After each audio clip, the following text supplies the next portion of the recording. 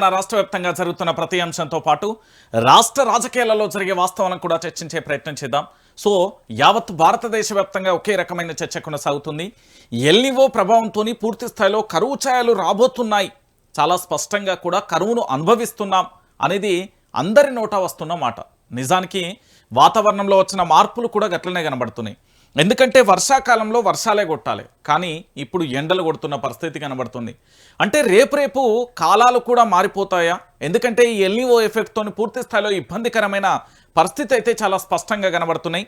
అయితే ఎక్కడ చూసినా కరువు కరువు కరువు అనేది ఒక ప్రధానమైన అంశంగా కనబడుతుంది. ఒకసారి మీరందరూ కూడా చూడండి, ఇగో దూసుకు వస్తున్న గండం అంటూ కూడా చూడొచ్చు.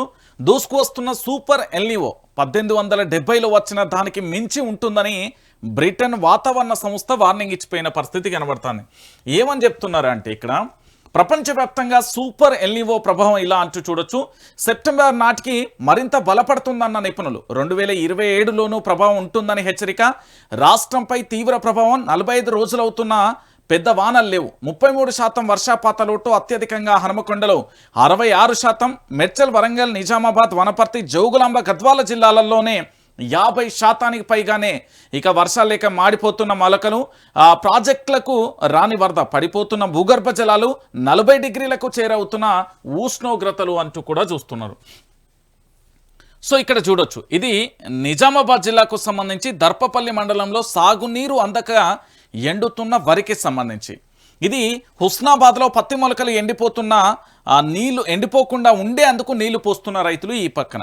అయితే ఈ సూపర్ ఎల్నివో ప్రభావంతో పూర్తి స్థాయిలో కూడా ఏంది అంటే వాతావరణంలో అంటే విపరీతమైన పసిఫిక్ మహాసముద్రానికి సంబంధించి వేడెక్కడం, దాంతోపాటుగా వాతావరణంలో మార్పులు రాబోతున్నాయి. ఆ మార్పుల కారణంగా పూర్తి స్థాయిలో కూడా ఎక్కడికక్కడ కూడా కరువు ఛాయలు చాలా స్పష్టంగా కనబడతాయంటూ వాతావరణ శాఖ చాలా స్పష్టంగా కూడా చెప్తున్న పరిస్థితి మనం చూస్తున్నాం. సో ఇలాంటి పరిస్థితులలో నిజంగా తెలంగాణ కరువు కాటకలంలో నిండిపోతుందా? రైతులందరూ కూడా బిక్కుబిక్కుమంటూ ఆకాశం వైపు చూడాల్సిందేనా, మేఘాల వైపు చూడాల్సిందేనా?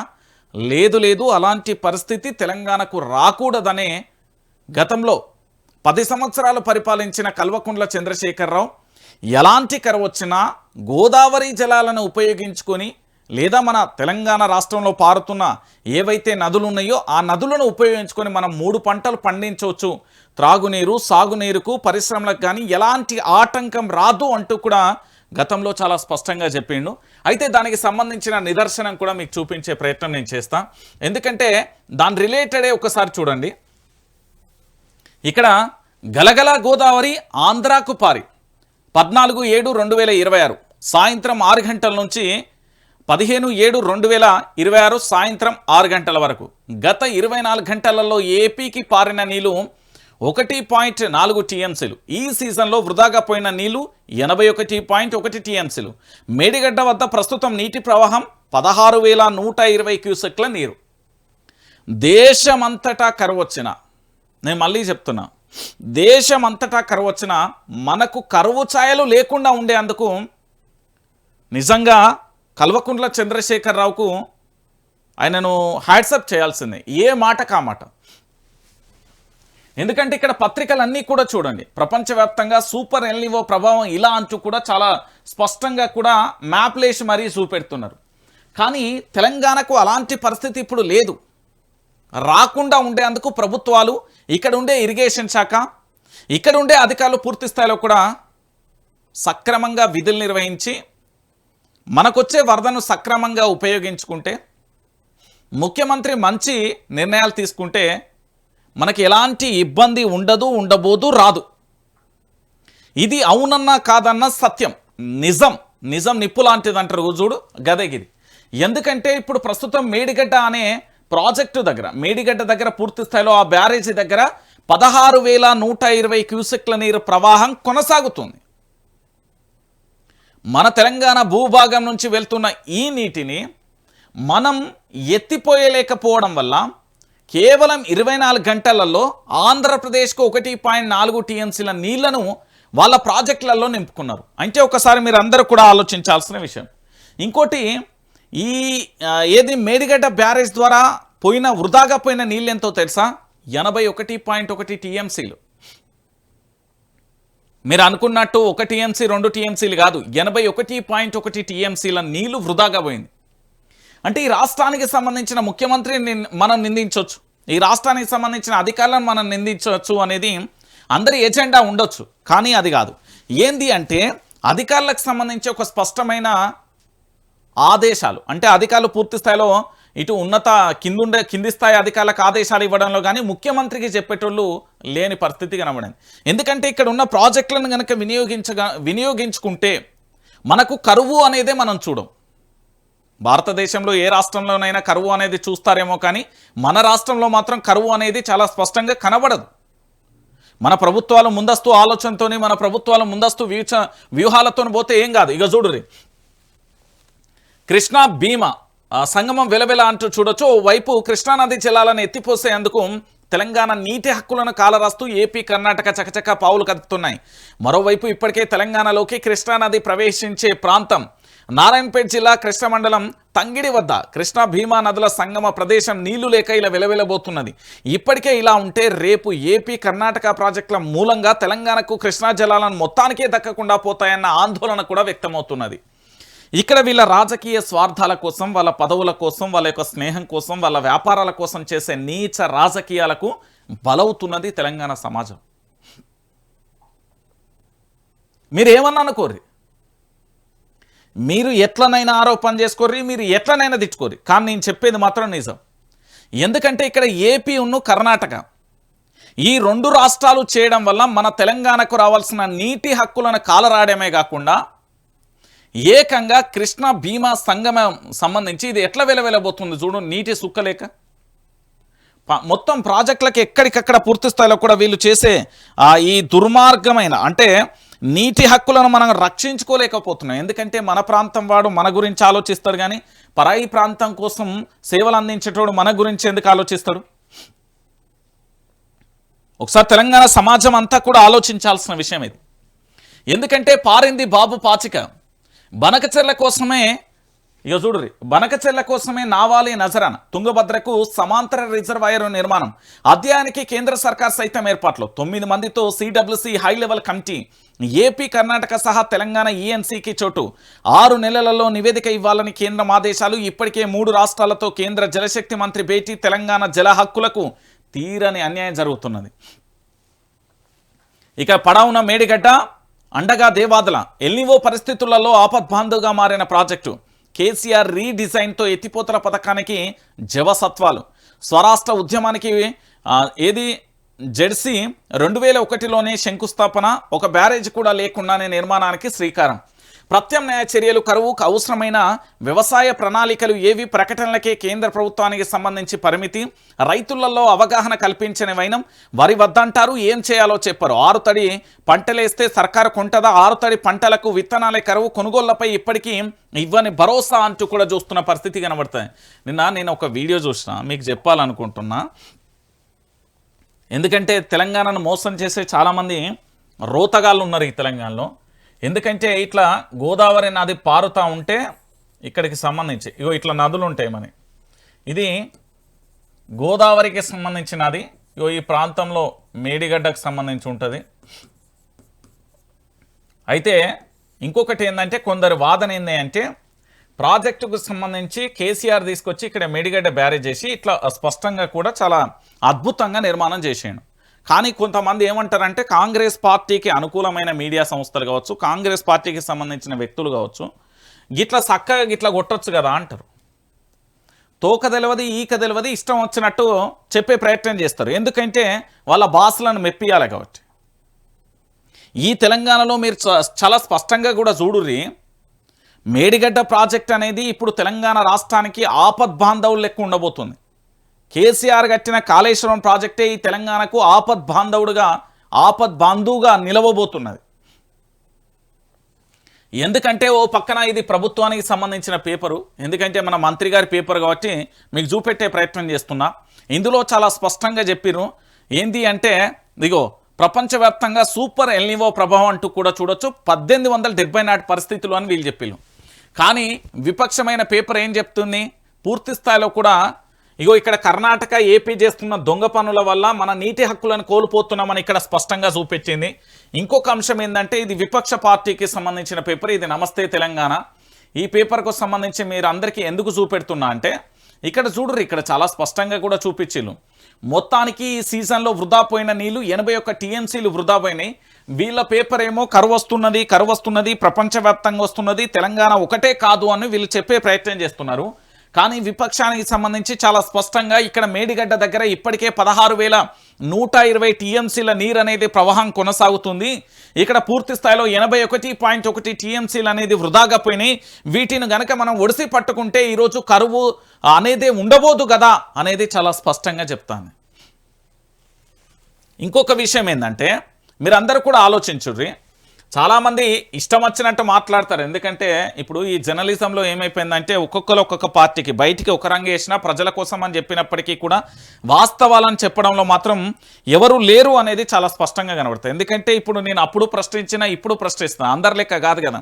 లోపల బీజేపీ కాంగ్రెస్కు వత్తాసు పడుతూ బయటికి మాత్రం ఏదో నటించడం అలవాటుగా మారిపోయింది చాలామందికి. నేను చెప్తున్నా కదా, ఇక్కడ మేడిగడ్డ ఏదంటే పడావున మేడిగడ్డ అండగా దేవాదులు అంటూ కూడా చెప్పిన పరిస్థితి కనబడుతుంది కదా.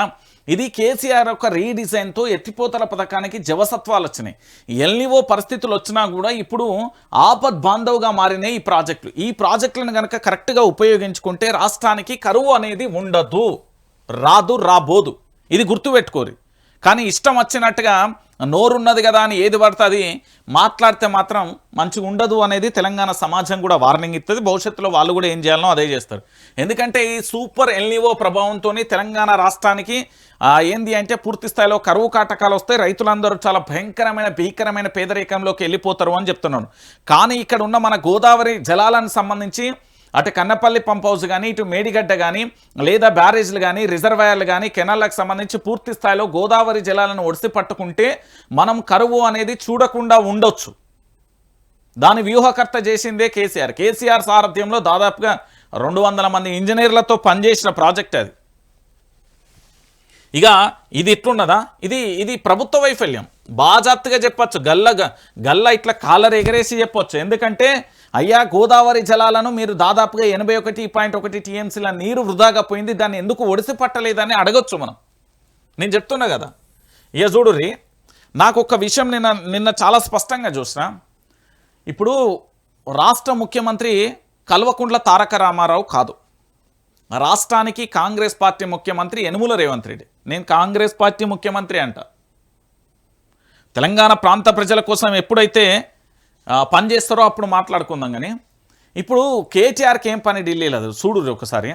ఆదిలాబాద్లోని సిమెంట్ కార్పొరేషన్ ఆఫ్ ఇండియా అంటే సిసిఐ కొత్త ప్లాంట్ కోసం దాదాపుగా 2,000 కోట్లు పెట్టుబడి పెట్టేందుకు కేంద్రం సానుకూలత వ్యక్తం చేసినట్లు బీఆర్ఎస్ వర్కింగ్ ప్రెసిడెంట్ కేటీఆర్ తెలిపిండు. అధికారంలో లేడు, ముఖ్యమంత్రి కాదు, మంత్రి కాదు.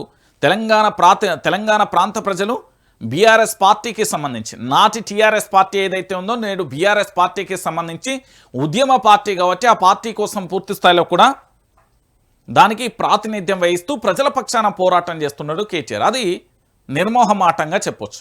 So BRS party working president సిరిసిల్లకు సంబంధించిన ఎమ్మెల్యే మాజీ మంత్రి పోయి ఏది కేంద్రానికి సంబంధించిన మంత్రితో మాట్లాడి దాదాపుగా సిసిఐకి సంబంధించి అంటే సిమెంట్ కార్పొరేషన్ ఆఫ్ ఇండియా కొత్త ప్లాంట్ కోసం 2,000 కోట్ల రూపాయలు ఇవ్వడానికి కేంద్రం సానుకూలంగా ఉన్నది, కానీ రాష్ట్ర ప్రభుత్వం నుంచి సహకారం అందడం లేదని స్వయంగా కేంద్ర మంత్రి చెప్పిండు అనేది కేటీఆర్ చాలా స్పష్టంగా వివరించిండు. అయితే ఈ ప్లాంట్ మీద బుధవారం రోజు నిన్నటి రోజున ఏం చేసిందంటే ఢిల్లీలో కేంద్ర భారీ పరిశ్రమల శాఖ మంత్రి హెచ్డి కుమారస్వామి గారితోని కేటీఆర్ మాట్లాడుతున్న దృశ్యం.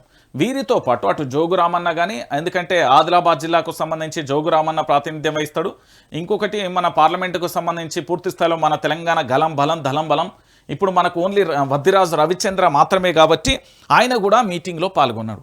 అంటే ఇక్కడ పూర్తి స్థాయిలో మీరు అందరూ కూడా ఆలోచించండి, రాష్ట్రానికి తీసుకురావాల్సిన బాధ్యత ప్రభుత్వం సోయి లేదు కాబట్టి, సోయి మరిచింది కాబట్టి విపక్షం రంగంలోకి దిగింది. ఇది తెలంగాణ రక్షణ అంటే, ఇది తెలంగాణ ప్రాంత ప్రజల కోసం పనిచేయడం అంటే, ఇది తెలంగాణ ప్రాంత నినాదం అంటే. తెలంగాణ గలం దళం బలం ఢిల్లీలో లేకపోవడం గలనే కదా ఈరోజు రాష్ట్రంలో చాలామంది పార్లమెంట్ ఎంపీలు ఉన్నారు. కోడిగుడ్డు మీద ఈకలు కూడా బీకలే కానీ సొల్లు ముచ్చట్లు బాగానే చెప్తారు వాళ్ళు.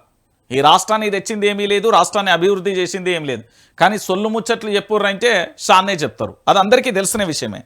ఈరోజు 2,000 కోట్ల రూపాయలు ఇస్తా అని చెప్తున్నది ఏది CCIకి సంబంధించిన కొత్త ప్లాంట్ కోసం. కానీ రాష్ట్రం నుంచి సంపూర్ణమైన ఏంది అంటే సహకారం వస్తలేదని స్వయంగా కేంద్ర మంత్రి చెప్పిండంటే వీళ్ళ నిర్లక్ష్య ధోరణి ఎట్లున్నదో ఒకసారి ఆలోచించండి. ఇది ఇట్లున్నదా? గురువు కోసమే రేవంత్ నీళ్లు వదిలిస్తున్నాడు. కాళేశ్వరం నింపకపోవడం రేవంత్ నేరపూరిత చర్య. NDSCను అడ్డు పెట్టుకొని సీఎం డ్రామాలు. కాళేశ్వరానికి ఓనర్ రాష్ట్రమే, కేంద్రం కాదు. మేడిగడ్డ వద్ద కాపర్ డ్యాం కట్టి నీళ్ళివ్వాలి. ఇంజనీర్ల రిపోర్ట్లను ఎందుకు దాచారు? నీళ్ళిస్తే కేసీఆర్కు పేరుస్తుందని అసూయ. రైతుల రక్తం ఇస్తున్న కాంగ్రెస్కు పట్టదా? సర్వేల ఫలితాలు చూసాకే రేవంత్లో ఘరాబా. సీఎంతో నా పోరాటం రాష్ట్ర ప్రజల కోసమే. అడ్డగోలు మాటలపై రాహుల్ ఏం చేస్తున్నారు? వచ్చే ఏడాది రాష్ట్రంలో పాదయాత్ర చేస్తా, ఢిల్లీలో చిట్చాట్లో కేటీఆర్ అంటూ కూడా చెప్పిండు. నేను మళ్ళీ చెప్తున్నా, తెలంగాణ ప్రాంత ప్రజలందరికీ చెప్తున్నా, దయచేసి చెప్తున్నా, దండం పెట్టి చెప్తున్నా, ఈ తెలంగాణ ప్రాంత బిడ్డగా ఈడ పుట్టినందుకు ఈ మట్టి కోసం పనిచేయాలి. కాబట్టి ఈ తెలంగాణ రాష్ట్రాన్ని తీసుకొచ్చిన ఉద్యమకారులలో నాది ఒక భాగస్వామ్యం ఉద్యమకారుణ్ణే. కాబట్టి దాంతోపాటు ఇప్పుడు ప్రశ్నిస్తున్నా అంటే ఈ రాష్ట్రం హక్కుల కోసం, విభజన అంశాలు కావచ్చు, రాష్ట్ర రక్షణ కోసం. ఇక్కడ మనం పూర్తి స్థాయిలో మన తెలంగాణలో ఉన్న కాళేశ్వరం అంటే ఒక మేడిగడ్డ బ్యారేజ్ అంటే కాదు, మొత్తం చాలా కెనాలు ఉన్నాయి, రిజర్వాయర్లు ఉన్నాయి, బ్యారేజ్లు అన్నింటినీ కూడా మనకు వృధాగా పోతున్న గోదావరి జలాలను ఒడిసి పట్టుకుంటే మనకు కరువు అనేది ఉండదు. ఆ సోయి మా ప్రభుత్వానికి లేదు. దయచేసి తెలంగాణలో ఉన్న మేధావులు కానీ, ఇక మేధావులు అంటే అంత అమ్ముడు పోయి అది రాత్రి బ్యాచ్. మీకు తెలుసో లేదో తెలంగాణ మేధావులు అంటే ఎట్లుంటారో తెలుసా? కొంతమంది వర్గాన్ని కళ్ళతో చూసినా కానీ చెప్తారు. రాత్రి కాగానే ఆ సూట్ కేసులు పట్టుకొచ్చుకునే బ్యాచ్ ఇదంతా. ఇక జర్నలిస్టులు అంటే మీ అందరికీ తెలుసు, చాలా వరకు గట్టనే రోతం మారిపోయారు. ఏమన్నా అంటే కేసీఆర్ను తిట్టుడు తప్ప కేసీఆర్ చేసిన ఒక్క మంచి పని అని చెప్పలేదు. ఎప్పుడు కేసీఆర్ను తిడదామా, ఎప్పుడు కేటీఆర్ను తిడదామా, ఎప్పుడు హరీష్ రావును తిడదామా, ఈ రోత పని తప్ప ఇంకో మాటే లేదు వీళ్ళకు. ఎందుకంటే కనీసం మంచి చేస్తే మంచి చేసిండు అన్న చెప్పనీకి కూడా వీళ్ళకు నోరు రాదు. ఎందుకంటే వాళ్ళ సొల్లంతా కూడా వాళ్ళ అధికార పార్టీలను కాపాడుకోవాలి. కాబట్టి నేనేమంటున్నా అంటే విపక్ష పార్టీలో ఉన్న కేటీఆర్ కూడా పోయి కేంద్రాన్ని కలిసి పూర్తి స్థాయిలో కూడా రాష్ట్రానికి రావాల్సిన హక్కుల కోసం పోరాటం చేస్తున్నాడు. ఇక ఇంతకంటే ఇంకేముంటుందో ఒక్కసారి తెలంగాణ సమాజం ఆలోచించుర్రి. నేను చెప్తున్నా కదా, అందుకే నేను శభాష్ కేటీఆర్ అంట. ఇక దాంతోపాటుగా గీడు చూడుర్రి, వీళ్ళందరూ కూడా మన తెలంగాణ ఆడబిడ్డలు, వీళ్ళందరూ కూడా మన తెలంగాణ బిడ్డలు. యువకులందరూ కూడా చేతిని బిగించి నినాదాలు ఎందుకు చేస్తున్నారు? ఒకసారి మీరు ఆలోచించాలి. వీళ్ళు ఏమంటున్నారంటే మేమందరం కూడా గాంధీజీ బాటలో, గాంధీజీ పోరాటంలో సత్యాగ్రహ పోరాటం చేస్తామంటున్నారు. వీళ్ళు సత్యాగ్రహ పోరాటం ఎందుకు చేస్తా అంటున్నారో తెలుసా? సత్యాగ్రహ పోరాటం చేసే అంత దూరం ఎందుకు వెళ్తున్నదో తెలుసా? గతంలో కేసీఆర్ ఉన్నప్పుడు ప్రభుత్వ ఉద్యోగాలు కల్పించలేదనేది అప్పటి విపక్ష పార్టీ అయిన కాంగ్రెస్ ఆరోపించింది. కానీ 1,60,000 పైచీలకు ప్రభుత్వ ఉద్యోగాలు కల్పించిండ్రు అనేది గణాంకాలు ఉన్నాయి. దాంతోపాటు ఈరోజు కాంగ్రెస్ అధికారంలోకి వచ్చిన తర్వాత 72,000 ఉద్యోగాలు ఇచ్చినా అని చెప్పింది. కానీ రియాలిటీలో మాత్రం గణాంకాలు 16,000 ఇచ్చినాయని చెప్పినాయి. మిగతా అన్నీ కూడా బీఆర్ఎస్ ప్రభుత్వం అప్పట్లో నోటిఫికేషన్ ఇచ్చి పరీక్షలు ఇచ్చింది, మీరు కేవలం లెటర్లు మాత్రమే ఇచ్చిర్రు అనేది ఇంకొక వర్షన్. ఇక మూడో అంశం ఏంటంటే ఈ తెలంగాణకు సంబంధించిన చాలామంది, కొంతమంది ప్రొఫెసర్లు, కొంతమంది రిటైర్డ్ IAS ఆఫీసర్లు, కొంతమంది IPS ఆఫీసర్లు, కొంతమంది చదువుకున్న మేధావులు, కొంతమంది తెలంగాణ మీద సోయి ఉన్న వ్యక్తులు అందరూ ఏం చేసిల్లంటే ఈ నిరుద్యోగులు అందరూ కూడా అశోక్ నగర్ కానీ, దిల్సుఖ్ నగర్ కానీ, అమీర్పేట కానీ, లేకపోతే వీళ్ళ లైబ్రరీల ప్రాంతాలలో కానీ లేదా ఇతర ప్రాంతాలలో నిరసన వ్యక్తం చేసినప్పుడు, లేదా వీళ్ళు ఏది అక్కడ పూర్తి స్థాయిలో ధర్నాలు చేసినప్పుడు ఆనాటి మేధావులందరూ పోయి వీళ్ళను రెచ్చగొట్టిళ్ళు. కేసీఆర్ అనే వ్యక్తి ఉండకూడదు, కేసీఆర్ అనే వ్యక్తి ఉంటే ఖచ్చితంగా మీకు ఉద్యోగాలు రావనేది బూటకపు ప్రచారం చేసిన సన్నాసులకు ఇది డెడికేట్ చేయాలి మనం. ఒకటి. రెండోది వచ్చేసి ఈరోజు సరే కేసీఆర్ను గద్దె దింపిళ్ళు, కాంగ్రెస్ ప్రభుత్వం అధికారంలోకి వచ్చింది కదా, అయినా వీళ్ళు నిరసన వ్యక్తం చేస్తుంటే వాళ్ళ కళ్ళు కనబడతలేవా? వాళ్ళ కళ్ళకి ఏమన్నా కేసీఆర్ తీసుకొచ్చిన కంటి పరీక్ష చేయించాలా? ఒకటి. ఇంకొక విషయం ఏంటంటే ఈ నిరుద్యోగులందరూ అప్పుడు జాగోరే తెలంగాణను ఏదో పేరు పెట్టి బస్సు యాత్ర కూడా చేసినప్పుడు ఇంటింటికి గ్రామానికి పోయి చాలామంది నిరుద్యోగులు, కొంతమంది నేను పర్టికులర్గా చెప్తాను, కొంతమంది పార్టీలకు అమ్ముడు పోయి, కొంతమంది నిజంగా వాళ్ళకు ఉద్యోగాలు రావాలని పోరాటం చేసిన వాళ్ళు ఇంకో భాగం. కొంతమంది కొన్ని పార్టీల కోసం పనిచేసి అది సెకండరీ. పోయి ఇక కేసీఆర్ అత్తే మాకు ఉద్యోగాలు ఇయ్యడట, మా ఇండ్లు అమ్ముకుంటాడట, మా భూములు అమ్ముకుంటారా అని ప్రచారం చేసిరు కదా. మరి ఈరోజు ఈ నిరుద్యోగుల పరిస్థితి ఏంది? ఇంకా ఎన్నాళ్ళు రోడ్ల మీద కూర్చోవాలి? ఇంకా ఎన్నాళ్ళు రోడ్ల మీద నిరసన వ్యక్తం చేయాలి? ఇంకా ఎన్నాళ్ళు మాకు ఉద్యోగం ఇవ్వండి మహాప్రభు అని వేడుకోవాల్సిన పరిస్థితి వచ్చిందో ఒక్కసారి అడగండి. చూడండి మీరే. నిరుద్యోగులకు పూర్తి స్థాయిలో వీళ్ళకిచ్చి ఏడాదికి వీళ్ళకి ఏమని చెప్పిళ్ళు అంటే పూర్తి స్థాయిలో నిరుద్యోగులకు 2 లక్షల ఉద్యోగాలు ఇస్తాం, జాబ్ క్యాలెండర్ రిలీజ్ చేస్తాం, చాలా స్పష్టంగా చెప్పిళ్ళు. కానీ ఈరోజు ఏమైపోయింది? ఒకసారి తెలంగాణ సమాజం మొత్తం కూడా ఆలోచించాల్సిన విషయం. ఇప్పుడు ఏమైపోయింది? నిరుద్యోగులకు సంబంధించిన ఉద్యోగ అవకాశాల విషయంలో ప్రభుత్వం మొండి వైఖరి వహిస్తున్నది. మరి మొండి వైఖరి వహిస్తున్నప్పుడు అప్పుడు విపక్షంగా పోరాటం చేస్తున్న వాళ్ళందరూ కూడా ఇప్పుడు ఎమ్మెల్సీలుగా, ఎంపీలుగా, మంత్రులుగా కొనసాగుతున్నారు, ప్రభుత్వ సలహాదారులుగా కొనసాగుతున్నారు. మరి వీళ్ళకి ఎందుకు సాయం చేస్తలేరు? వీళ్ళందరూ కూడా మన తెలంగాణ బిడ్డలే కదా. ఒకసారి ఆలోచించండి. మన తెలంగాణ ప్రాంత గడ్డ మీద పుట్టిన బిడ్డలే కదా వీళ్ళందరూ. డిగ్రీలు, పీజీలు, ఎంఫీలు, పిహెచ్డీలు పూర్తి చేసిన విద్యార్థులే కదా. గొప్ప గొప్ప యూనివర్సిటీలలో చదివిన విద్యార్థులే కదా. వీళ్ళందరూ కూడా తెలంగాణ తలరాతను మార్చే ఏంది ఇక్కటి యువతరమే కదా. మరి ఈరోజు వీళ్ళు పూర్తి స్థాయిలో కూడా ఇంకా రోడ్ల మీద ధర్నా చేయాల్సిన పరిస్థితి ఏమి ఏర్పడింది? ఒకసారి నేను అడుగుతున్నా, ప్రతి నిరుద్యోగిని అడుగుతున్నా, మీరు ధర్నాలు చేయాల్సింది ఎక్కడో కాదు, రాష్ట్రానికి సంబంధించిన సెక్రటరియట్ ముఖ్యమంత్రి దగ్గరికి పోవాల్సిందే. ఆయనను కలిసి మా ఉద్యోగాలు మాకు ఇవ్వాల్సిందే అనాలి. మీ నియోజకవర్గాలలో మీరు ఎన్నికల సమయంలో ఎట్లయితే బస్సు యాత్రలు, పాదయాత్రలు పెట్టిల్లో ఇప్పుడు మీ నియోజకవర్గాలలో మీ ఎమ్మెల్యేల ఇళ్ల దగ్గరికి పోయి అడగాల్సిందే. ఎప్పుడైతే మీరు అప్పుడు గన్ పార్క్ దగ్గర కానీ, లేదా ఇందిరా పార్క్ దగ్గర కానీ, లేదా దిల్షిబ్ నగర్ కానీ, లేదా అశోక్ నగర్ కానీ, లేదా సెంట్రల్ లైబ్రరీ కానీ, లేదా అమీర్పేట కానీ, ఎస్ఆర్ నగర్ కానీ, ఏ ప్రాంతాలైతే గత ప్రభుత్వం మీద వ్యతిరేకతతో నిరసన వ్యక్తం చేస్తే మీ దగ్గరికి అప్పుడు ఆనాడు వచ్చి మైకులు పట్టుకొని ఊపదంపుడు ఉపన్యాసాలు ఇచ్చిన ఆ మేధావులు, అపరభగీరథలు అంటారు కదా, వాళ్ళందరినీ కాలర్ పట్టుకొచ్చి తీసుకొచ్చి ఇప్పుడు ఏమైంది బిడ్డ మాట్లాడుతావు, నీకేమన్నా నాలుకే లేదా అని అడగాల్సిన బాధ్యత కూడా ఈ నిరుద్యోగులదే. నిరుద్యోగుల హక్కులను కాలరాస్తూ ప్రభుత్వం చేస్తున్న ఈ దమనకాండను పూర్తి స్థాయిలో కూడా వాళ్ళందరూ ఖండించాలి. ఈరోజు వీళ్ళ పేరు చెప్పుకొని నిరుద్యోగుల నుంచి ఉద్యోగులుగా మారిన వాళ్ళు చాలామంది ఉన్నారు. బల్మూరి వెంకట్ అయితేంది, దయాకర్ అయితేంది, కోదండరామ్ అయితేంది, ఆకునూరు మురళి అయితేంది, ఇట్లా చెప్పుకుంటూ పోతే చాలామంది ఉంటారు. ఎందుకంటే వీళ్ళ దగ్గర పూర్తి స్థాయిలో కూడా పోరాట పటిమను వాళ్ళ రాజకీయ అవసరాల కోసం వాడుకున్నారు. ఇది నిజం. ఇది తెలంగాణ సమాజం యాక్సెప్ట్ చేయాల్సిన విషయం. ఇక చూడుర్రి, నిరుద్యోగులను మోసం చేస్తే కాంగ్రెస్ పార్టీకి రాజకీయ సమాధి కడతాం. ఏం కడతారు నన్ను అడుగుతున్నా, నేను డైరెక్టే అడుగుతున్నా. ఇప్పటి వరకు రాష్ట్ర సెక్రటరియట్ లోపలికి పోయింది లేదు, మంత్రులను సీఎంను కలిసింది లేదు, మీరు అక్కడ దాకా వెళ్ళలేదు. అదే విపక్షంలో ఉన్నప్పుడు ఇదే రేవంత్ రెడ్డి మీకు రెడ్ కార్పెట్ పరిచి మరి స్వాగతం చెప్పి వింటా చేస్తా అన్నాడు. మరి ఆ రోజున్న రేవంత్ రెడ్డి, ఈ రోజున్న రేవంత్ రెడ్డి ఒక్కరే, వేరైతే కాదు. మరి ఆయన ఎందుకు చేయట్లేదు, మీరు ఎందుకు వెళ్ళట్లేదు అనేది ఇంకోటి. తక్షణమే 20,000 పోస్టులతో పోలీసు ఉద్యోగాల నోటిఫికేషన్ ఇవ్వాలి.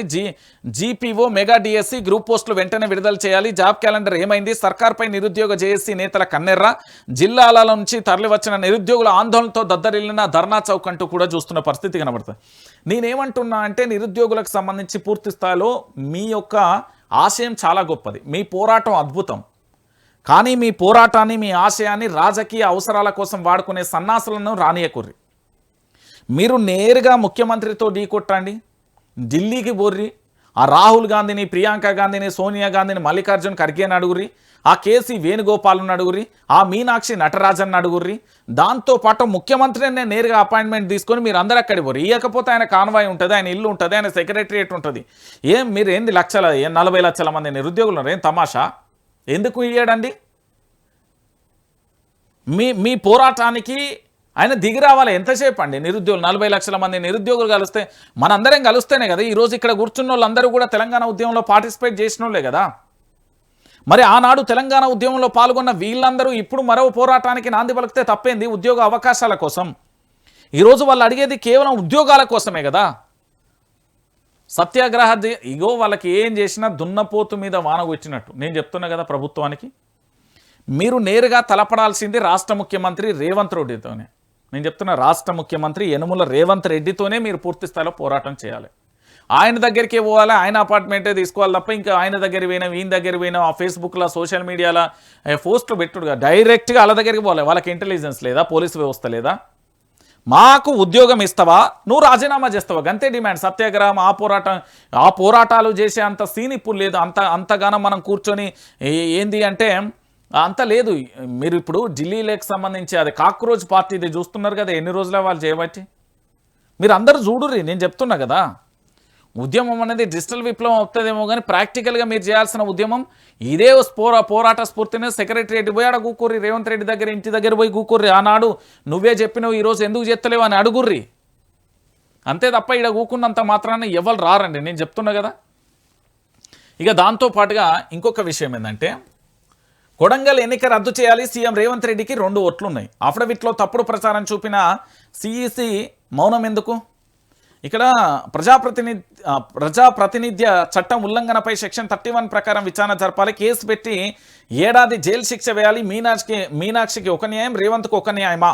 బీఆర్ఎస్ నేత ఆర్ఎస్ ప్రవీణ్ కుమార్ అంటూ కూడా చెప్పిన పరిస్థితి కనబడుతుంది. ఏంది అంటే కొడంగల్ నియోజకవర్గంతో పాటు మరొక చోట యనుమల రేవంత్ రెడ్డి గారికి పూర్తి స్థాయిలో కూడా వీళ్ళకు 2 చోట్ల ఓట్లు ఉన్నాయట. 2 చోట్ల ఓటు ఉంటే కేంద్ర ఎన్నికల సంఘం ఏమని చెప్పిందంటే కంపల్సరీ అది నిజంగమైతే వాళ్ళకి ఏడాది జైలు శిక్షణ అయితే మ్యాండేటరీ ఉంటుంది అని చెప్పిళ్ళు. మరి ఈ విషయంలో పూర్తి స్థాయిలో ఇప్పుడు జరుగుతున్న ఈ పరిణామాలలో, ఎందుకంటే ఇప్పుడు రాష్ట్ర వ్యాప్తంగా జరుగుతున్న ఈ ఎపిసోడ్లలో నిజంగా కూడా రేవంత్ రెడ్డికి ఏడాది జైలు శిక్ష ఎత్తరా కేంద్ర ఎన్నికల సంఘానికి సంబంధించి పూర్తి స్థాయిలో కూడా? ఇక చూడుర్రి, ఆర్ఎస్ ప్రవీణ్ కుమార్ నిన్న అదే చెప్పాడు. ఏంటి అంటే ఇక్కడ ఒకసారి చూడుర్రి, రాజ్యాంగం ప్రాతినిధ్య చట్టం 1951కి విరుద్ధంగా కొడంగల్ కొండారెడ్డిపల్లెలో 2 ఓట్లు కలిగి ఉన్న సీఎం రేవంత్ రెడ్డి అసెంబ్లీ ఎన్నికను రద్దు చేయాలని బీఆర్ఎస్ ప్రధాన కార్యదర్శి ఆర్ఎస్ ప్రవీణ్ కుమార్ డిమాండ్ చేశారు. ఎన్నికల అఫిడవిట్లో తప్పుడు సమాచారం ఇచ్చి రేవంత్ రెడ్డి నేరం చేసినందుకు ఆర్ఓపీఎల్లోని సెక్షన్ 31 ప్రకారం ఎన్నికల సంఘం కేసు నమోదు చేసి ఏడాది జైలు శిక్ష విధించాలని స్పష్టం చేశారు. హైదరాబాద్, చెన్నై, బెంగళూరులో ఓట్లు కలిగి ఉన్నారనే కారణంతో సినీ నటుడు ప్రకాష్ రాజ్పై కేసు నమోదు చేయలేదా? అఫిడవిట్లో కేసు వివరాలు చూపించలేదని కాంగ్రెస్ రాష్ట్ర ఇన్ఛార్జ్ మీనాక్షి నటరాజన్ను ఎంపీ ఎన్నికలకు డిస్క్వాలిఫై చేయలేదా?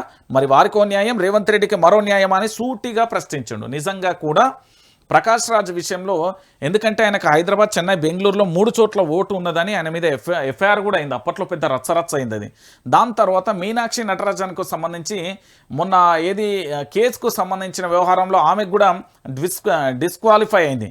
ఇంకొక విషయం ఏంటంటే ఇక్కడ పూర్తి స్థాయిలో కూడా, ఎందుకంటే చాలామంది కూడా ఈ రేవంత్ రెడ్డి విషయంలో భర్జన పడతారు. రేవంత్ రెడ్డికి కొండారెడ్డిపల్లెలో ఓటు ఉన్నది, దాంతోపాటు కొడంగల్లో కూడా ఓటు హక్కు ఉన్నది.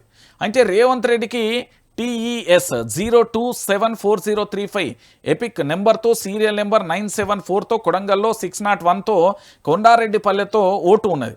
మరి 2 చోట్ల ఓటు ఉన్నది కాబట్టి, ఎన్నికల అఫిడవిట్లో తప్పులు నేరం చూపెట్టింది కాబట్టి, ఎన్నికల అఫిడవిట్లో ప్రజలను మోసం చేసింది కాబట్టి, కేంద్ర ఎన్నికల సంఘానికి కూడా మోసం చేసింది కాబట్టి, రాజ్యాంగబద్ధంగా ప్రజాస్వామ్యబద్ధంగా ఆయన ఎన్నిక రద్దు చేయాలి. ఆయన నేరం అనేది బాహాటంగానే చాలా స్పష్టంగా కనబడుతున్నది. మరి ఆయన ఎన్నికను రద్దు చేయడం కాకుండా ఆయనను డిస్క్వాలిఫై చేసి ఆయనను అరెస్ట్ కూడా చేయాలి. ఇప్పుడు మీకు చాలామంది భారత రాజ్యాంగం చేతిలో పట్టుకొని వీళ్ళ నేత నిలబడతాడు కదా, ఎవడు రాహుల్ గాంధీ పార్లమెంటుకు పోతాడు కదా, అదే రాజ్యాంగం సాక్షిగా అదే రాజ్యాంగాన్ని పూర్తి స్థాయిలో కూడా తొక్కి పట్టినట్టు ఈయన తప్పు చేసిండు కదా. రాజ్యాంగంలోని ఆర్టికల్స్ను పూర్తి స్థాయిలో ఒక రాష్ట్రానికి సంబంధించిన ముఖ్యమంత్రికి ఇట్లా చేస్తే ఎట్లా? ఒకసారి మీరు అందరూ కూడా ఆలోచించండి, తెలంగాణ రాష్ట్రానికి సంబంధించిన వాళ్ళందరూ కూడా ఆలోచించండి. మరి ఈరోజు పూర్తిగా కూడా రేవంత్ రెడ్డికి 2 చోట్ల ఓట్లు కలిగి ఉన్నాయి కదా, మరి ఏ జైలు శిక్ష ఎత్తారు? ఏమన్నా జైలు శిక్ష ఎత్తారా? దానికి సంబంధించి ఏమైనా సమాధానం ఉన్నదా? ఆయన రద్దు చేస్తారా? చెప్పాలి మరి. ఇక దాంతోపాటు ఇంకొక అంశం, బీఆర్ఎస్ పార్టీ వేగంగా పుంజుకున్నదనేది నేను చాలా స్పష్టంగా చెప్తున్నా. ఎందుకంటే బీఆర్ఎస్ పార్టీకి సంబంధించి అనుకూలంగా అనేక సర్వేలు వస్తున్న పరిస్థితి ఈ మధ్య కాలంలో చోటు చేసుకుంటున్నది. ఇంకోటి, ప్రజల్లో కూడా చాలా భయంకరమైన వ్యతిరేకత మొదలైంది కాంగ్రెస్ ప్రభుత్వం మీద. ప్రజలందరూ చూపు కూడా బీఆర్ఎస్ వైపే చాలా స్పష్టంగా కనబడుతుంది. సో ఇలాంటి పరిస్థితులలో బీఆర్ఎస్ వేగంగా పుంజుకుంటున్నది, బీజేపీ కాంగ్రెస్ వైపు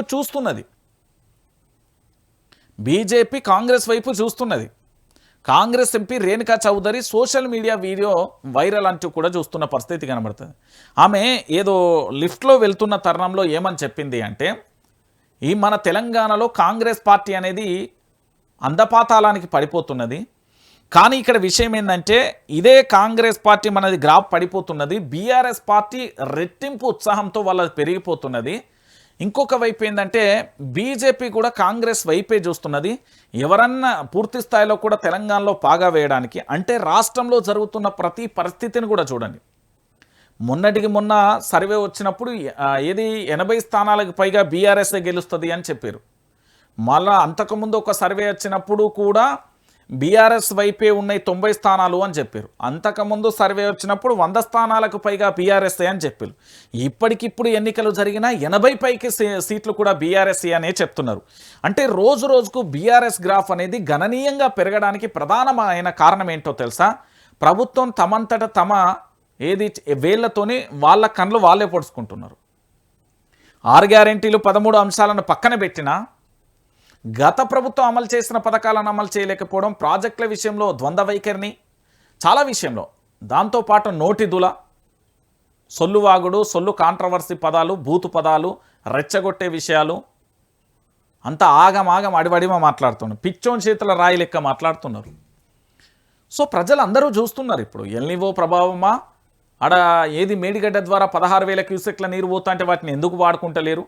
81 టీఎంసీల నీరు వృధాగా పోయింది. ఆంధ్రప్రదేశ్కు సంబంధించి వాళ్ళు మన నీళ్లను 2-3 టీఎంసీలు కూడా నింపుకుంటున్నారు. మరి మనం ఎందుకు నింపుకోలేకపోతున్నాం అనేది ప్రజలు చూస్తున్నారు. ఇంకొక వైపు ఏంటంటే నిరుద్యోగుల సమస్య రోజు రోజుకు వాళ్ళకేంది అంటే చాలా భయంకరంగా కూడా వాళ్ళని వేటాడుతున్నది. మరోవైపు 6 గ్యారెంటీలు 13 అంశాలు 420 హామీలు పత్తకు లేవు. ఇంకొక అంశం ఏంటంటే కాంగ్రెస్ పార్టీ పూర్తి స్థాయిలో ఎక్కడికక్కడ చూసినా కూడా వాళ్ళు మొత్తం అవినీతితో మరకలతో ఉన్నారు. వాళ్ళని ట్రస్ట్ చేసే పరిస్థితి తెలంగాణ సమాజంలో లేదు. తెలంగాణ ప్రాంత ప్రజలు ఏంది కాంగ్రెస్ పార్టీని నమ్మే ఆలోచనలో లేరు. ఫస్ట్ ఆఫ్ ఆల్ వద్దురా నాయన కాంగ్రెస్ పాలన అనే కాడికి వచ్చింది. ఇది నేను చెప్పిన మాట కాదు. తెలంగాణ సమాజం, తెలంగాణ రైతాంగం నుంచి, కార్మికుల నుంచి, సబ్బండ వర్గాల నుంచి వస్తున్న అంశం ఇది. సో దీంట్లో భాగంగా రేణుకా చౌదరి ఆ లిఫ్ట్ ఎక్కుతున్న తరుణంలో తను మాట్లాడడానికి సంబంధించిన వీడియో బయటకు వచ్చింది కదా, అప్పటి నుండి పూర్తి స్థాయిలో తెలంగాణలో మరింత వేగం పుంజుకున్నది. అంటే కాంగ్రెస్ పని అయిపోయిందని మొన్నటికి మొన్న వాళ్ళ విజయశాంతి చెప్పింది. దాంతోపాటుగా ఏది హనుమంతరావు చెప్పిండు. దాంతోపాటుగా మీరందరూ కూడా చూసారు కదా రేణుకా చౌదరి, ముగ్గురు కూడా పూర్తి స్థాయిలో సొంత పార్టీకి సంబంధించిన మైలేజ్ పడిపోయిందని కూడా చెప్పారు. మొన్నటికి మొన్న 4-5 మంత్రులు కూకున్న బిస్కెట్లు ఛాయల కడి ఇక ఏమున్నా మనదైతే ఉండదు భయ్, ఇంకా 2 సంవత్సరాలే, అందులో ఎన్నికలకు కూడా ఏడాది వస్తుంది, ఇంకా ఏడాదే ఉన్నది, ఏమున్నా లేకున్నా మనది మనం సెట్ అయితే చేసుకుందామని వాళ్ళు మాట్లాడుకుంటున్న కాడ వీడియో కూడా బయటికి సగం వచ్చింది. అంటే బయటికి పూర్తి స్థాయిలో రాలే, చర్చ జరిగింది అనేది ఒక అంశం. సో పూర్తిగా కూడా బీఆర్ఎస్ వేగంగా పుంజుకుంటున్నది అంటే అది ప్రభుత్వ వైఫల్యాల కారణం. ప్రభుత్వం వాళ్ళంతటా వాళ్ళ పతనాన్ని కోరుకుంటున్నారు. వాళ్ళ పైన యుద్ధం చేయాల్సిన అవసరం లేదు, వాళ్ళ మీదకి పోరాటం పోవాల్సిన, వాళ్ళ పార్టీ వాళ్ళకే శత్రుత్వం, వాళ్ళ పార్టీ వాళ్ళకే మైనస్గా మారిపోయిన పరిస్థితి కనబడుతుంది. బీఆర్ఎస్ పార్టీ వేగంగా కాదది, మన ఏది వందే భారత్ రైలు కంటే వేగంగా స్పీడ్గా పెరుగుతున్నది గ్రాఫ్. ఎందుకంటే ప్రజలలో ఇక్కడ కాంగ్రెస్ పార్టీకి ఉన్న వ్యతిరేకత, అది భయంకరమైన వ్యతిరేకత. మీరు ఎక్కడ చూసినా కూడా అదే కనబడుతుంది. ఇంకొక అంశం ఏంటంటే తెలుసా, నిన్న ఇది బాధాకరమైన విషయం అండి. ఎందుకంటే నిన్న నిర్బంధంలోనే వేముల నిరాహార దీక్ష చేసిండు అట్టుడికిన బాల్కొండ నియోజకవర్గం. బాల్కొండలో ఎట్లా అంటే రగడ మొదలైంది. ఏంది అంటే కత్తిగట్టిన సర్కార్ ఆపేందుకు విఫలయత్నం, అప్రకటిత కర్ఫ్యూ, అరెస్టులతో ఉద్రిక్తత. అసలు కర్ఫ్యూ విధించాల్సిన పరిస్థితి ఏమొచ్చిందో నాకు అర్థం కాలేదు. బాల్కొండ మొత్తం కూడా ఏమైందో చూడుర్రి. ఇగో ఇక్కడ చూస్తున్నా వెల్పూర్లోని స్వగృహంలో కఠోర దీక్ష చేసిన మాజీ మంత్రి వేముల ప్రశాంత్ రెడ్డికి మద్దతుగా వచ్చిన మహిళలు దీక్షతో మద్దతు పలికేందుకు వస్తున్న మహిళలను అడ్డుకుంటున్నారని తెలిసి పోలీసులపై ఆగ్రహాన్ని వ్యక్తం చేసిండు వేముల ప్రశాంత్ రెడ్డి యొక్క ఉగ్ర రూపం నాకు తెలిసి నిన్న పోలీసులు చాలా దగ్గర నుండి చూసిళ్ళు. ఎందుకంటే అపోజిషన్గా ఉన్న పొజిషన్లో ఉన్న ఆయన ఉగ్ర రూపాన్ని నిన్న పోలీసులు చూడాల్సి వచ్చేది. మీరు చూడుర్రి. ఎందుకంటే పోలీసులు ఎంత నిర్బంధం విధించినా కూడా మొక్కవోని ధైర్యంతో బీఆర్ఎస్ మాజీ మంత్రి బాల్కొండ ఎమ్మెల్యే వేముల ప్రశాంత్ రెడ్డి బుధవారం ఒక్కరోజు నిరాహార దీక్ష చేశారు. ప్రజా సమస్యల పరిష్కారమే లక్ష్యంగా సర్కారు హామీల అమలు ప్రధాన డిమాండ్లతో వేముల ప్రశాంత్ రెడ్డి ప్రజాస్వామ్యబద్ధంగా నిరాహార దీక్షకు పూనుకున్నారు. దీక్షపై కత్తిగట్టిన కాంగ్రెస్ పోలీసులను ఉసుగొల్పింది. దీంతో నిజామాబాద్ జిల్లా బాల్కొండ నియోజకవర్గంలో రోజంతా ఉద్రిక్త నెలకొంది. బీఆర్ఎస్ నాయకులు కార్యకర్తలపై పోలీసులు దౌర్జన్యకాండ దమనకాండ కొనసాగింది. ప్రజాస్వామ్యబద్ధంగా నిరాహార దీక్ష చేపట్టిన వేముల పైన కక్షగట్టి కాంగ్రెస్ ప్రభుత్వం కక్షగట్టింది. ఇంకొక విషయం ఏంటంటే దాదాపుగా బుధవారం సాయంత్రం దీక్ష వరకు నిర్వహించిండు. భీమ్గల్ పట్టణ అభివృద్ధిపై సర్కార్ నిర్లక్ష్యం సమరశంకం కానీ మున్సిపల్ ఎన్నికలలో అప్పుడు ఇష్టారీతిన హామీలు ఇప్పుడు మాత్రం వాటికి సంబంధించి పట్టించుకోవట్లేదు. దాదాపుగా ఇక్కడ కుట్రతోని 75% నిర్మాణాలను పూర్తి 75% నిర్మాణం పూర్తి చేసుకున్న 100 పడకల దవాఖాన కానీ భీమ్గల్ ఆర్టీసీని డిపోను పునఃప్రారంభం కానీ 12 కోట్లతో సీసీ రోడ్ అంటే అక్కడ అభివృద్ధి విషయంలో పూర్తి స్థాయిలో వేముల ప్రశాంత్ రెడ్డికి సంబంధించి దీక్ష చేసిండు. అయితే దీక్ష చేస్తే అడుగడుగునా కూడా అడ్డుకునే ప్రయత్నం చేసింది. ఇంకొక బాధాకరమైన విషయం ఏంటంటే వీళ్ళ సొంత పార్టీకి సంబంధించిన కాంగ్రెస్ పార్టీకి సంబంధించిన నేతలను కూడా నిన్న పోలీసు వాళ్ళు మరి మర్చిపోయిలో యాది మర్చిపోయిలో తెలియదు కానీ అరెస్టు చేసిన దాఖలాలు కూడా అక్కడక్కడ కనబడ్డాయి. అంటే ఒకసారి మీరు అందరూ కూడా ఆలోచించాల్సిన విషయం ఏంది అంటే ఏం చేసినా ఆగరబోయ్ అది బీఆర్ఎస్ బై. బీఆర్ఎస్ అనేది ఉద్యమ పార్టీ, ఎవరిని పట్టించుకోరాలు. ప్రజాస్వామ్య దేశమా, కాంగ్రెస్ నాయకుడా, పోలీసుల ఇవి పట్టించుకోరు. వాళ్ళకి తెలిసింది ఒకటే వ్యూహం, వాళ్ళు అనుకున్న లక్ష్యాన్ని వాళ్ళు నెరవేర్చుకుంటారు. వాళ్ళ గురించి మీకు తెలియదు, వాళ్ళ గురించి తోకా తెలియదు, ఈకా తెలియదు, ఏం చేస్తారు, ఏం చేయరు. ఇంకొక విషయం ఏంటంటే నిన్న హైదరాబాద్కు సంబంధించి పెట్టుబడుల గురించి ఒక్కసారి మీకు చెప్పాలి. రేవంత్ రెడ్డి వచ్చిన తర్వాత అభివృద్ధి పక్కన పెడితే ఉన్న కంపెనీలు పోయేవాటే నిజం ఇది. రేవంత్ రెడ్డి ప్రభుత్వం అధికారంలోకి వచ్చిన తర్వాత ఉన్న కంపెనీలేమో కానీ ఉన్నాయి, కొత్త అచ్చుడు దేవుడేరు కానీ ఉన్నాయి పోతున్నాయి. నిజం ఇది నేను చెప్తున్నది. గత 10 ఏళ్లుగా ఐటీ రంగంలో రారాజులుగా వెలిగిన బ్రాండ్ హైదరాబాద్ ఉనికికి ప్రస్తుత కాంగ్రెస్ ప్రభుత్వ హయాంలో తీవ్ర ముప్పు వాటిల్తున్నది. నాటి బీఆర్ఎస్ ప్రభుత్వం ఎంతో శ్రమకొచ్చి ప్రపంచ స్థాయి దిగ్గజాలతో కుదుర్చుకున్న ప్రతిష్టాత్మక ఒప్పందాలు నేడు పాలకుల అసమర్థత కారణంగా పక్క రాష్ట్రాల పావులవుతున్నాయి. రాష్ట్ర ఐటీ రంగానికి కేర్ ఆఫ్ అడ్రస్గా నిలిచిన కంపెనీలు తమ మూట సర్దుకొని ఏపీకి తరలి వెళ్ళిపోతున్నాయి. నిమ్మకు నీరెత్తినట్టుగా వ్యవహరిస్తున్న ప్రభుత్వ తీరుపై సర్వత్రా విమర్శలు వెలువెత్తుతున్నాయి. హైదరాబాద్లో పెట్టుబడులు పెట్టం ఎందుకు? రాష్ట్రం నుండి వెళ్ళిపోతున్న కంపెనీలు. ఒకటి 1583 కోట్లతో విశాఖకు తరలిపోయిన కాగ్నిజెంట్ ఎందుకు పోయిందో ప్రభుత్వం ఖచ్చితంగా సమాధానం చెప్పాలి.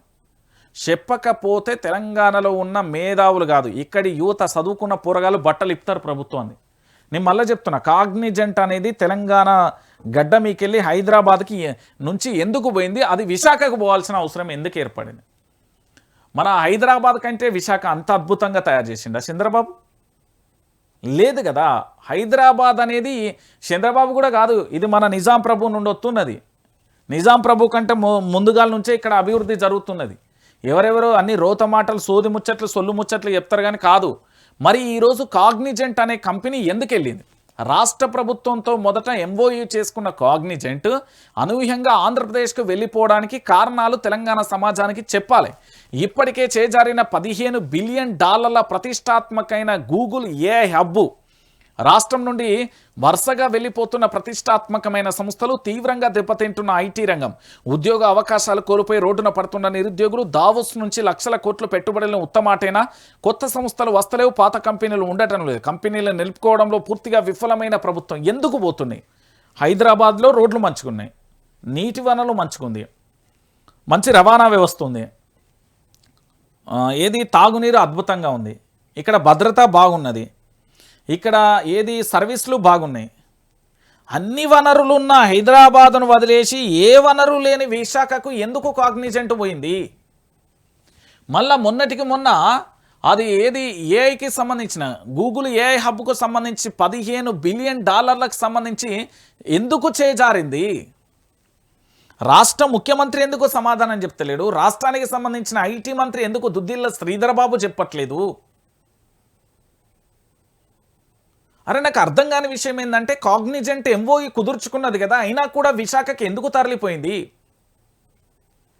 గూగుల్ ఏఐ హబ్కు సంబంధించి ఈ ఏఐ హబ్కు సంబంధించి $15 బిలియన్ సంస్థ కదా, పెట్టుబడులు పెడుతుంది కదా ప్రతిష్టాత్మకంగా. మరి ఇట్లనే ఉంటే హైదరాబాద్ ఉనికే ప్రశ్నార్థకంగా మారుతుంది కదా. గత 10 సంవత్సరాలలో భారతదేశంలోనే ఐటీకి కేర్ ఆఫ్ అడ్రస్గా హైదరాబాద్ ఉంటే ఈరోజు ఆంధ్రప్రదేశ్ విశాఖకి ఎందుకు పోతున్నాయి సంస్థలన్నీ? ఈరోజు విశాఖకు పోవడానికి ప్రధానమైన కారణం ఏంటి? ఎంఓయూ కుదుర్చుకున్నాక కూడా ఎందుకు కాగ్నిజెంట్ వెళ్ళిపోయింది? హైదరాబాద్ అభివృద్ధి మీద నీలి నీడలు ఎందుకు కమ్ముకుంటున్నాయి? ఇక్కడి రాష్ట్ర ముఖ్యమంత్రి కానీ, ఐటీ మంత్రికి కానీ, లేకపోతే మున్సిపల్ శాఖ మంత్రి కానీ, లేకపోతే ఈ హైదరాబాద్కు సంబంధించి ఏ యొక్క లోపాలతోని ఇక్కడికి రావాల్సిన పెట్టుబడి పెట్టాల్సిన కంపెనీలు, ఇక్కడ అభివృద్ధి ప్రాంతాన్ని అభివృద్ధి చేయాల్సిన కంపెనీలు ఎందుకు వెళ్ళిపోయినాయి, ఎందుకు వెళ్ళిపోతున్నాయి? సోయిలేని ప్రభుత్వం, సొమ్మసిల్లే ప్రభుత్వం ఏమన్నా సమాధానం చెప్తుందా? వాళ్ళు ఏం రీజన్ చెప్తున్నారు, ఎందుకు పోతున్నారు? గత 10 సంవత్సరాలలో ఐటీ మంత్రిగా కొనసాగిన కేటీఆర్ ఆధ్వర్యంలో క్యూ కట్టినాయి కదా. మనం రెడ్ కార్పెట్ వేయకున్నా వాళ్ళే రెడ్ కార్పెట్ పరుచుకొని వచ్చారు కదా. మరి ఈరోజు ఆ రెడ్ కార్పెట్ను మొత్తం మలుసుకొని చుట్టుకొని ఎందుకు విశాఖకి వెళ్ళిపోతున్నాయి? భారతదేశంలో ఢిల్లీ, ముంబై మహానగరాల తర్వాత హైదరాబాదే కదా అంత ప్రతిష్టాత్మకమైనది. మరి మన హైదరాబాద్ను వదిలేసి విశాఖకి ఎందుకు వెళ్ళిపోతున్నాయో రాష్ట్ర ప్రభుత్వం ఏమన్నా సమాధానం చెప్తుందా? చెప్పే పరిస్థితులలో లేదు. మళ్ళీ ఇంకా మనోడు నిన్న ఏదో ప్రారంభించండి కదా, ఏది అమెజాన్కు సంబంధించిన డేటా సెంటర్. నిన్న రాష్ట్ర ముఖ్యమంత్రి ఎన్నో ఉంటాడు, ఖచ్చితంగా ఉంటాడు, కానీ ఒక్క నిమిషం ఆగు. ఇగో అమెజాన్ డేటా సెంటర్ శంకుస్థాపన చేస్తున్న సీఎం రేవంత్ రెడ్డి, మంత్రులు శ్రీధర్ బాబు, జూపల్లి, వాకటి అంటూ కూడా ఇక్కడ 2 లక్షల ఆటోలను ఈవీలుగా మారుస్తాం. ఇప్పటికే 3000 ఆర్టీసీ బస్సులను ఎలక్ట్రిక్గా మార్చే ప్రక్రియ మొదలైంది. సీఎం రేవంత్ రెడ్డి కాలుష్య రహిత నగరం కోసం పరిశ్రమలను తరలిస్తాం. 2034 నాటికి అమెజాన్ 1,00,000 కోట్ల పెట్టుబడి పెట్టాలని సూచన. ఫ్యూచర్ సిటీలో అమెజాన్ డేటా సెంటర్కు శంకుస్థాపన చేసింది. ఇది మీరు చూసేది నిజం కాదు, నేను ఇప్పుడు నిజం చూపెట్టనా? అమెజాన్ డేటా సెంటర్కు మీరు మళ్ళీ చూడండి, రాష్ట్రంలో నేడు జరుగుతున్న ప్రతిష్టాత్మకమైన పారిశ్రామిక ప్రారంభోత్సవాలు, శంకుస్థాపనల వెనుక గత ప్రభుత్వానికి సంబంధించి కేసీఆర్ యొక్క ప్రభుత్వం యొక్క అద్భుతమైన విజన్, నిరంతర శ్రమ దాగి ఉన్నాయి. నాడు బీఆర్ఎస్ ప్రభుత్వం ఎంతో కష్టపడి ఐటీ పారిశ్రామిక రంగ దిగ్గజాలతో కుదుర్చుకున్న ఒప్పందాల ఫలితాలే నేడు ఒక్కొక్కటిగా కూడా సాకారం అవుతున్నాయి. అమెజాన్ డేటా సెంటర్ శంకుస్థాపన నుండి అమరాజా గీగా ప్లాంట్ ప్రారంభోత్సవం వరకు కూడా నాటి కేటీఆర్ అహర్నిశల కృషి ఇవి సజీవమైన సాక్ష్యాలుగా కూడా నిలుస్తాయి. నాడు బీఆర్ఎస్ నాటి పారిశ్రామిక మొక్కలే నేడు రాష్ట్ర ప్రగతి వృక్షాలై ఫలిస్తుంటే కనీసం నైతికత లేకుండా ఆ క్రెడిట్ మొత్తాన్ని తమ ఖాతాలో వేసుకునేందుకు కాంగ్రెస్ ప్రభుత్వం పడుతున్న ఆరాటంపై సర్వత్రా చర్చ మొదలైంది. ఫలించిన బీఆర్ఎస్ కృషి, రాష్ట్రంలో అమెజాన్ డేటా సెంటర్కు శంకుస్థాపన. కేసీఆర్ ప్రభుత్వంలోనే అమెజాన్ ఒప్పందం చేసుకుంది. ఇది 2020లోనే డేటా సెంటర్ ఏర్పాటుకు ఎంఓయూ కూడా కుదుర్చుకున్నది. అప్పటి ఒప్పందం ప్రకారం ఇప్పుడు శంకుస్థాపన అయింది. అమరరాజా ప్లాంట్ సైతం కూడా గతంలో కేటీఆర్ భూమి పూజ చేసిండు. నాటి ప్లాంట్ని ఇప్పుడు ప్రారంభించిండు రేవంత్ రెడ్డి. మీకు ఇక్కడ రేవంత్ రెడ్డి చేస్తున్న మోసాన్ని నేను చూపెట్టనా? ఇక్కడ కనబడుతున్నారు కదా, 1 2 3 4 అంతేనా, 5 6 ఓకే. ఈ 7గురికి సంబంధించి ఇక్కడ చూస్తున్నా. ఇది ఈరోజు వీళ్ళు తీసుకొచ్చింది కాదండి, ఇది గతంలో కేసీఆర్ ప్రభుత్వ హయాంలోనే వీళ్ళు ఇక్కడ పూర్తి స్థాయిలో కూడా ప్రారంభోత్సవాన్ని చేసారు. అమర్ రాజాకు సంబంధించిన ప్లాంట్ అయినా కూడా ఇక్కడ ఒకసారి చూడండి ఈ దృశ్యమైన. దాంతోపాటు ఇంకొక విషయం ఏంటంటే ఇక్కడ అమెజాన్ సెంటర్కు సంబంధించి ఇది 2020లోనే ఎంఓయూ చేసుకున్నది రాష్ట్ర ప్రభుత్వం. అంటే 2020లో బీఆర్ఎస్ ప్రభుత్వం అధికారంలో ఉన్నది. బీఆర్ఎస్ ప్రభుత్వం అధికారంలో ఉన్నప్పుడు మాత్రమే ఈ ఎంఓయూ జరిగింది. ఈరోజు ఏదో ముచ్చట్లు చెప్పి ఈరోజు ఏదో చెప్పే ప్రయత్నం చేస్తున్నారు, కానీ వాస్తవం రియాలిటీ అనేది తెలంగాణ సమాజం ఆలోచించాల్సిన విషయం. కేసీఆర్ ప్రభుత్వం సారథ్యంలోనే ఏది ఎంఓయూ చేసుకున్నది. ఏది అమెజాన్కు సంబంధించిన డేటా సెంటర్ కానీ అమర్ రాజా ప్లాంట్ కానీ అప్పుడే ఎంఓయూ చేసుకున్నాయి, అప్పుడే ఒప్పందాలు చేసుకున్నాయి. కానీ ఈరోజు ఏం చేస్తున్నారంటే క్రెడిట్ అంతా కూడా ఇది మన రేవంత్ రెడ్డి కొట్టే ప్రయత్నం చేస్తుంది. కానీ తెలంగాణ సమాజం చూస్తున్నది కదా, తెలంగాణ సమాజానికి వాస్తవం తెలుసు. ఎందుకంటే తెలంగాణ ప్రాంత ప్రజలందరూ కూడా చూడరు. ఇక్కడ వాస్తవాలు అందరికీ కూడా కనబడతాయి కదా. ఈరోజు పరిశ్రమలు వెళ్ళిపోవడానికి కారణం రేవంత్ రెడ్డి, పరిశ్రమలు రావడానికి పరిశ్రమలు పెట్టడానికి కారణం కేటీఆర్. ఇది ఒక క్లారిటీ తెలంగాణ సమాజం అంతా కూడా ఆలోచించాలి.